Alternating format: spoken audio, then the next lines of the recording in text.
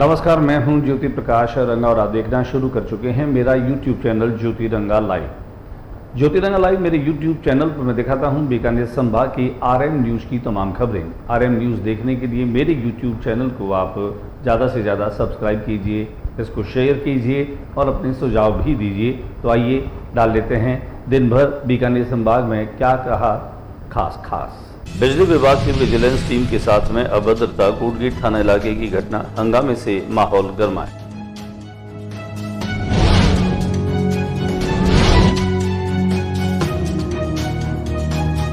Ration डीलरों ने बकाया कमीशन देने सहित अनेक मांगों को लेकर कलेक्ट्रेट कार्यालय के आगे किया प्रदर्शन।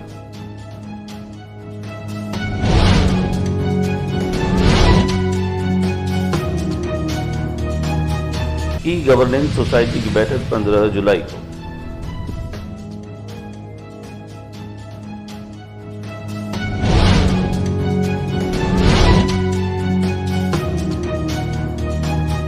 नीति आयोग का संपूर्ण अभियान गुरुवार से कोलायत में होगा उपखंड स्तरीय समारोह।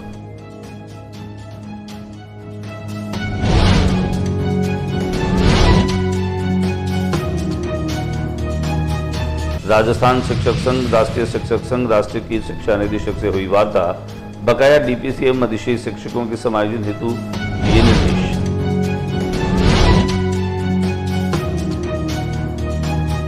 जिला स्वास्थ्य समिति की बैठक में सुदृढ़ व उत्कृष्ट स्वास्थ्य सेवाएं उपलब्ध कराने पर हुआ मंथन, प्रत्येक CSC पर मिले एक्सरे की सुविधा, कहा जिला कलेक्टर।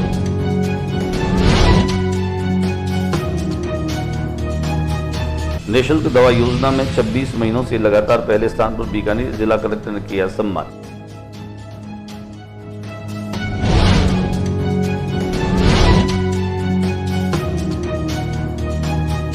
देर रात 15 नंबर वार्ड में मकान की पट्टियां टूटने से युवक की हुई मौत।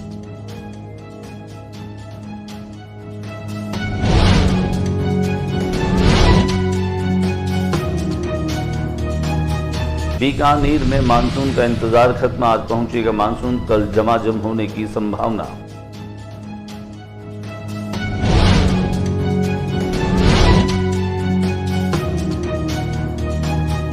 बीकानेर की नया शहर इलाके में लुटेरों का तांडव, नकली पिस्टल की नोक पर 75 लाख के सोने चांदी की लूट।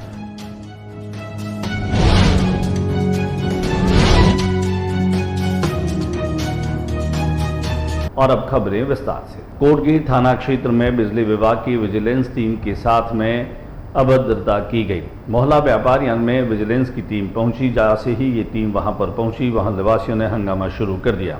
इस दौरान बिजली कंपनी के कार्मिकों के साथ में जिरह बहस और धक्का मुक्की भी की गई। बताया जा रहा है कि कोटगेट थाना इलाके के व्यापारियों मोहल्ले में सुबह बिजली कंपनी BKCL की टीम घरों में विजिलेंस करने के लिए पहुंची। इस मौके पर अवैध कनेक्शन काटने के साथ साथ मीटर बदलने की आवश्यकता जताते हुए अभियंता ने कार्मिकों को कहा। इस बात को लेकर विवाद खड़ा हो गया और मोहल्लेवासी हंगामा करने लगे। जब कंपनी के कार्मिकों ने भीड़ को समझाने की कोशिश की तो शोरगुल तेज हो गया। देखते ही देखते माहौल बिगड़ने लगा तो कोटगेट थाना पुलिस को बुलाया गया, जिसने भीड़ को तीतर बीतर किया और मामले को शांत करवाते हुए बिजली कंपनी के कार्मिकों को रवाना किया।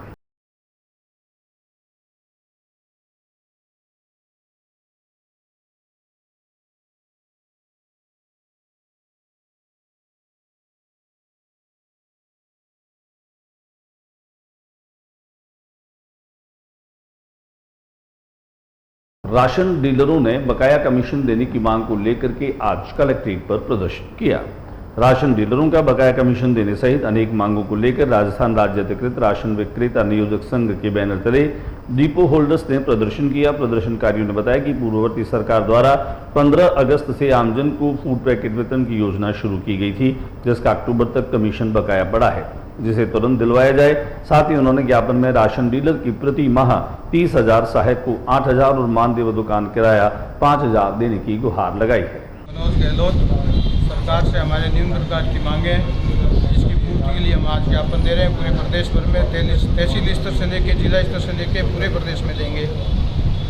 डोर स्टेप डिलीवरी के संबंध में भी है, कमीशन के संबंध में भी है, और भी कई आदात मांगे हैं, उनके लिए भी हम ज्ञापन दे रहे हैं। सरकार अगर आपकी मांगों को नहीं ई गवर्नेंस सोसाइटी की बैठक 15 जुलाई को आयोजित की जाएगी। जिला ई गवर्नेंस सोसाइटी की बैठक जिला कलेक्टर सोसाइटी अध्यक्ष नम्रता वृष्णि की अध्यक्षता में 15 जुलाई को दोपहर 12:30 बजे कलेक्ट्रेट सभागार में आयोजित की जाएगी।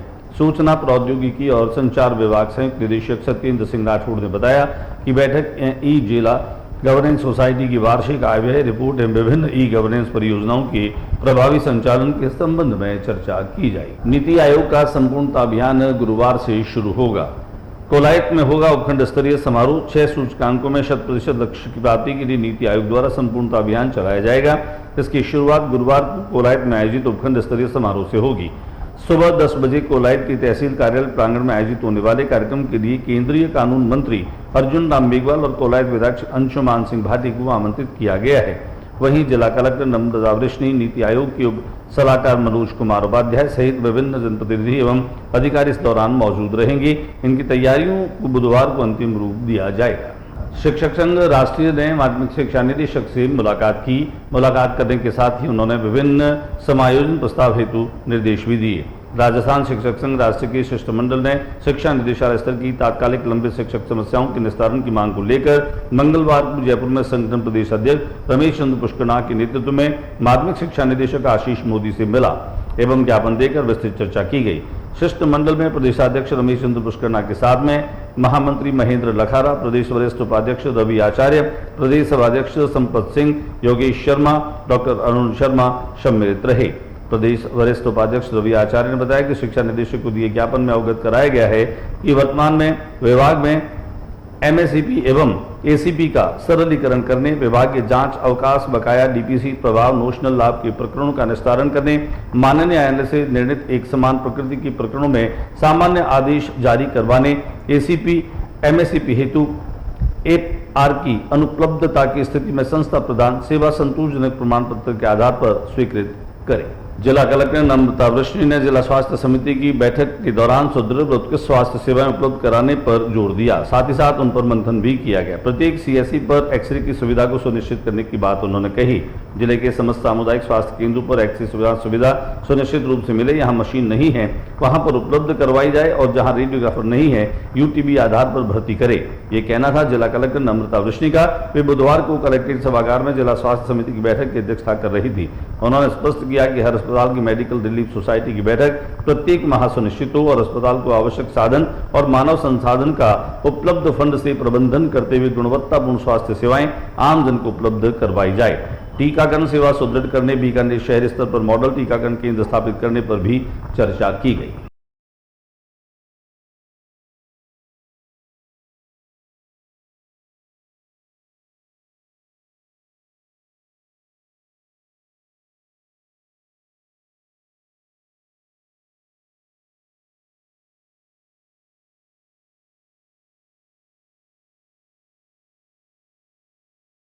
निःशुल्क दवा योजना वितरण के तहत बीकानेर लगातार 26 महीनों से अव्वल स्थान पर है, जिसे लेकर जिला कलेक्टर नम्रता वृष्णि ने सम्मानित किया। मुख्यमंत्री निःशुल्क दवा योजना की क्रियान्वयन में बीकानेर जिला लगातार 26 महीनों से पूरे राज्य में पहले स्थान पर बना हुआ है।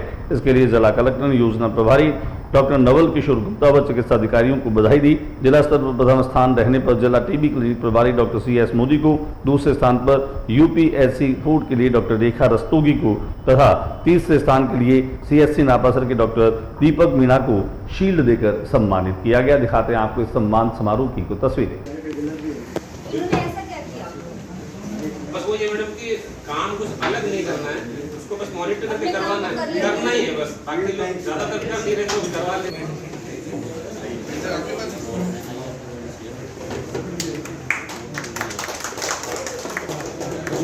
और आज के टॉप 1 पर है DTC मोदी जी, लेकिन वो आज टॉप पर नहीं है, जानते हैं अगली बार खतरे में आप नहीं है। चूरू शहर के वार्ड नंबर 15 में देर रात एक निर्माण कार्य चल रहा था, जहां की पट्टियां टूटने से यहां एक मजदूर की मौत हो गई। मकान की पट्टियां टूट गिरने से मकान में सो रहे पति पत्नी गंभीर रूप से घायल हो गए, जिन्हें राजकीय चिकित्सालय पहुंचाए गए। यहां पर चिकित्सकों ने पति को मृत घोषित कर दिया। प्राप्त जानकारी के अनुसार शहर के वार्ड 15 में 27 वर्षीय शरीफ होकर अपनी पत्नी रुखसार व 2 बच्चों के साथ घर में सो रहा था। वहीं परिवार के अन्य लोग दूसरे कमरों में भी सो रहे थे। रात 2:30 बजे बरसात के पानी का रिसाव होने के कारण मकान की पट्टियां टूटकर गिर गई, जिससे मकान में सो रहे पति पत्नी गंभीर रूप से घायल हो गए। परिवार मोहल्ले के लोगों ने दोनों को गंभीर अवस्था में राजकीय चिकित्सालय पहुंचाया।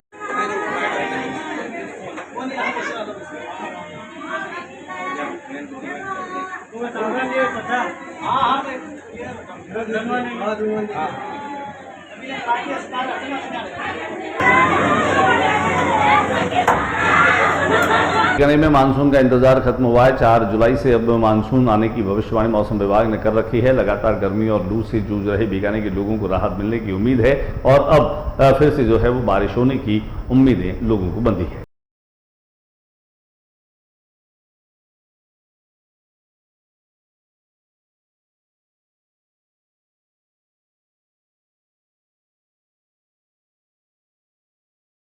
बीकानेर में नया शहर थाना क्षेत्र में लुटेरों का तांडव देखने को मिला, जब एक नकली पिस्टल की नोक पर करीब 70 लाख से अधिक के सोने और चांदी जो है उसकी लूट लेकर के और लुटेरे फरार हो गए। हालांकि पुलिस अभी तक लुटेरों की शिनाख्त नहीं कर पाई है, उनका सुराग नहीं लग पाया।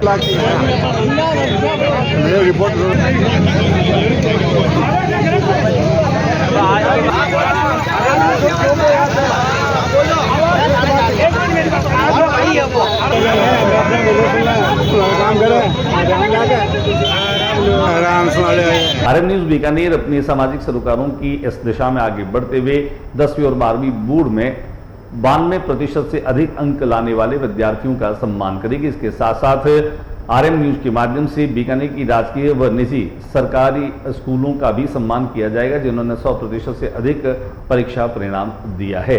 आप इसके लिए आवेदन कर सकते हैं। हमारी लगातार स्कूलों को आप देखते रहिए। हमारे नंबरों पर भी आप संपर्क करके अपनी मार्कशीट और अंक तालिका जो है वो हमें भेज सकते हैं। 29 जून को दिल्ली में इंटीग्रेटेड ग्लोबल संस्थान और पंडित दीनदयाल उपाध्याय फाउंडेशन द्वारा आयोजित डॉक्टरेट की मानद उपाधि से बीकानेर के शुभम अग्रवाल को ताम्रपत्र और मेडल देकर सम्मानित किया गया। शुभम अग्रवाल बीकानेर में पिछले कई समय से रानी बाजार स्थित अपनी ट्रैवल एजेंसी फॉल्कन ट्रेवल्स का संचालन करते आ रहे हैं। बीकानेर के साथ पूरे देश भर के अन्य लोगों को भी विदेश यात्रा की सेवा देते आ रहे हैं। इसी के साथ 29 मई 2024 को नेपाल के काठमांडू शहर में लॉर्ड गौतम बुद्ध अंतर्राष्ट्रीय शांति पुरस्कार द्वारा भी सम्मानित किया जा चुका है। शुभम अग्रवाल को राजस्थान क्षेत्र से चुना गया।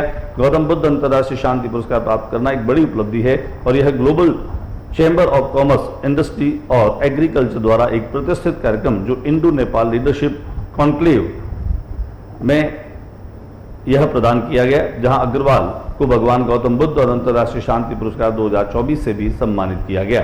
नेपाल और भारत के कई प्रतिष्ठित राजनेता और सार्वजनिक नेता मौजूद रहे। आरएन न्यूज ने भी उनकी इस उपलब्धि पर बधाई दी।